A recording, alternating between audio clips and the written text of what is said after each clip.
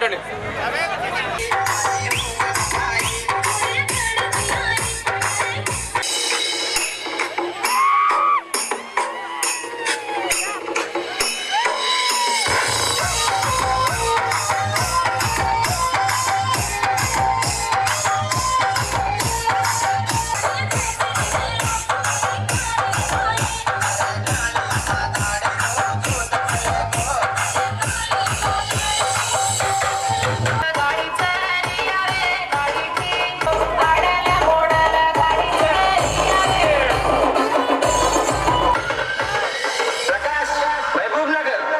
యొక్క 285వ జయంతి సందర్భంగా పాలమూరు పట్టణంలో ఏర్పాటు చేసినటువంటి ఒక గొప్ప శోభాయాత్రలో ఈరోజు పాల్గొనేటటువంటి పెద్దలందరికీ మా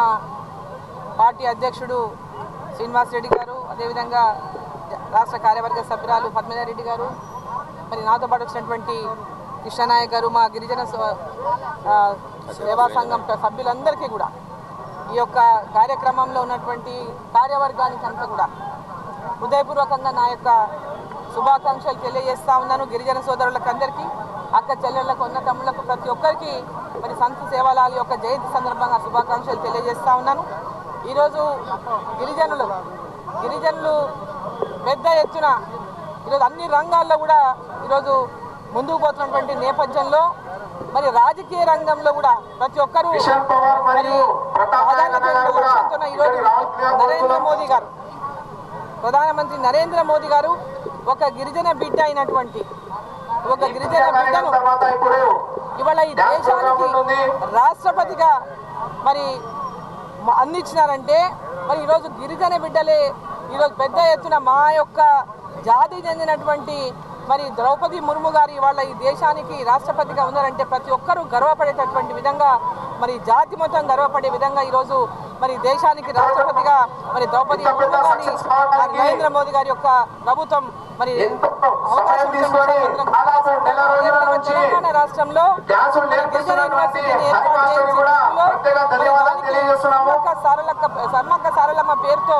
ఆ యొక్క గిరిజన యూనివర్సిటీకి పేరు పెట్టి మరి ఈరోజు అడుగు దేవతలైనటువంటి సమ్మక్క సారలమ్మ ప్రతి ఒక్కరము కూడా మరి ఆయన ఆశీర్వాదం కూడా